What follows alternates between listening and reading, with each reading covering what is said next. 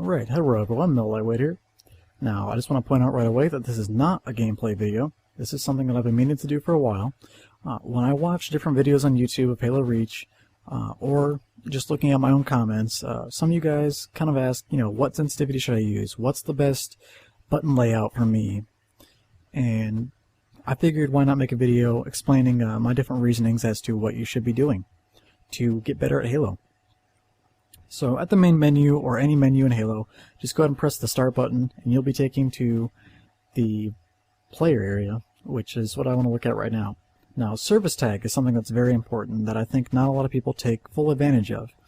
Now, since my name is Matt, as some of you might know, it's very easy for me to type that in and that'll be displayed over my head in any games that I play. And when someone is making a call out to me or referencing me in any way, instead of saying my full gamer tag, they can just say, "Hey Matt," and I will know instantly that they're talking to me. And it's very easy to read as well. Now, how many times in a Halo game have you guys looked at somebody's service tag and you've seen just kind of an assortment of letters and numbers and you're trying to read that off while you're trying to think about the call out in your head? So at the same time, it's a clusterfuck, for lack of a better word. So what you should be doing is taking that service tag and making it something very easy to read and making it, effective for your team to read off to you. So think about it that way. Now let's see here. Now, file browser. This is something that's actually used for theater if you didn't already know. Maybe you're new to Halo. Theater mode is something that you should be taking full advantage of as well.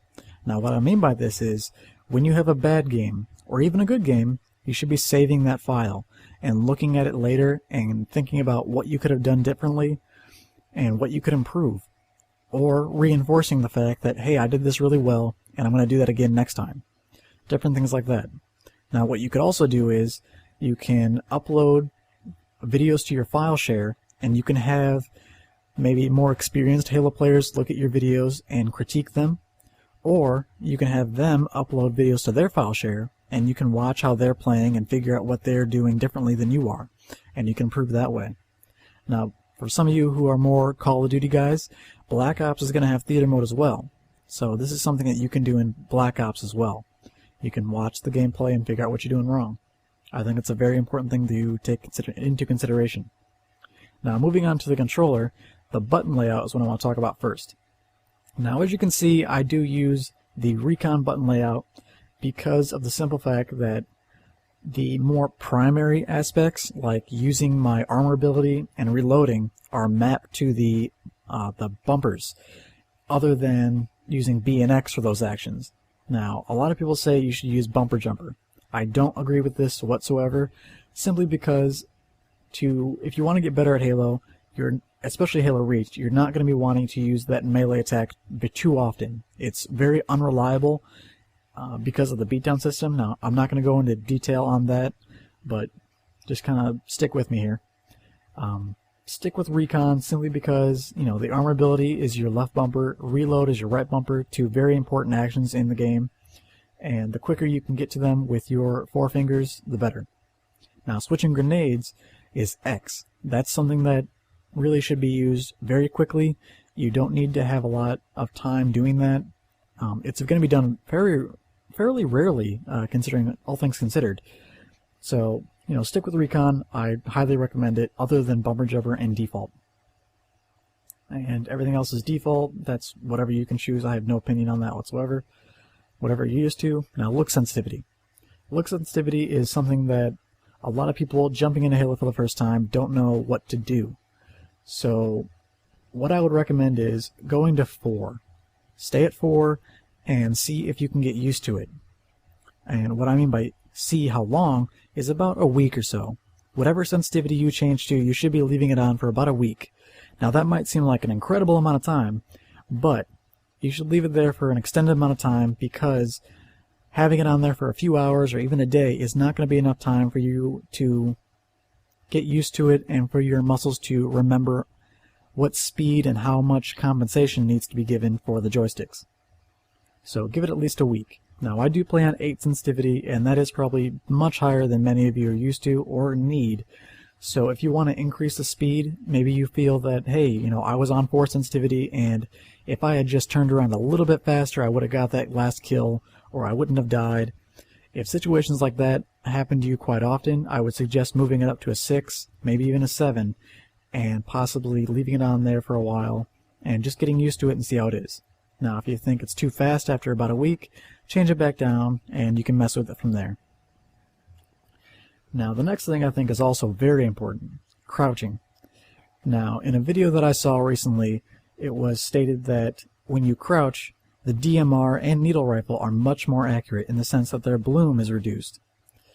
Now, I think in the video it was said, or maybe in the comments, that you should have crouch behavior switch to toggle crouch. Now, I highly disagree with this. I don't think you should do it whatsoever, and here's why. Now, when you have hold to crouch instead of toggle to crouch, when you're jumping, especially for you new Halo guys, when you're jumping, if you hold crouch, or if you have crouch activated in any sense, you can get up to higher places by pulling in your legs.